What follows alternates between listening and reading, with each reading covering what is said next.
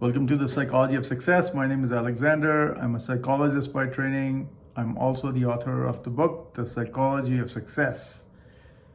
So today we're going to talk about adversity. Now, what is adversity? Well, adversity is hard times, setbacks, bad luck, difficult stretch in your life. You'd refer to that as adversity, right? Everybody goes through adversity in their lives.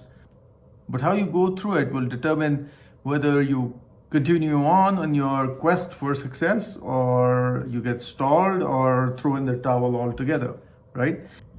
So it matters a lot how you handle adversity. Now, when it comes to adversity, there's really only one key point that I want to make today, and that is that it's worthwhile having somebody to work with when you are working on whatever it is that you are trying to accomplish. So someone who's at a bit of an arm's length, perhaps could be a coach, could be a counselor, could be a psychologist, whoever. So someone who's not emotionally invested in your business, and someone who has the capability to be objective and provide you with guidance and direction when you need it. So it's worthwhile having somebody like that. You can understand if you're a sports person and you are interested in becoming successful, you want to be a professional sports player, you want to be a professional player, hockey, football, whatever, you're going to have a coach. You're going to need a coach to help you get there. Same applies to pretty much anything in life, and that includes business, that includes employment, whatever area that you are in, and whatever area you are trying to excel in. And so it applies to that as well. Now, sometimes we do have family members and friends who we can talk to, who we can fall back on, who can be good mentors to us. So, and that's a good thing. It's good to have that. But you really do want somebody who is, one is someone who you can seek out consistently.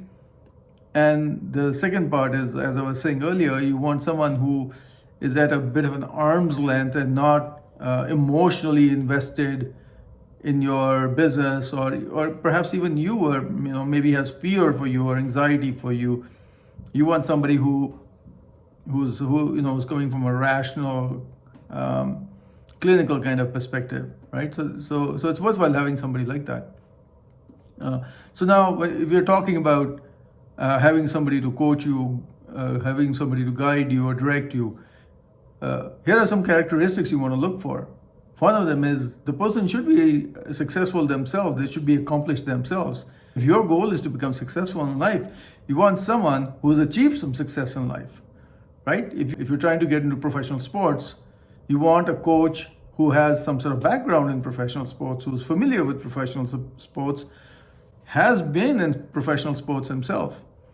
And if that's not the kind of person you have, well, they're limited in the kind of help and support they can provide. So that's one key criterion you want to look for.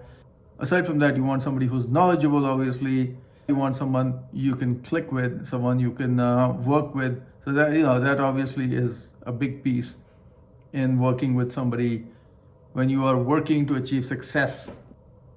So that's one part. So the second part has to do with you. So for you to be successful, you also have to be somebody who is consistent, who is realistic, determined, and coachable, right? And so out of these, I would say consistent and coachable are two very important criteria. Sometimes people are not. In this equation of mentorship, so when we're talking about getting ahead in life and achieving success in life, and you're working with somebody, it's a sort of a dyad relationship, and the two have to fit together. Yeah, so just keep that in mind, because it's really important. You don't want to be close-minded, because if you are, even the best coach in the world will not be able to get you to where you want to go. So I hope this has been helpful. Feel free to join me. I post every 3 weeks or so. That's the plan anyway. Yeah, incidentally, I will leave a link to the book in the description box below if you want to take a look at it. Feel free to do that.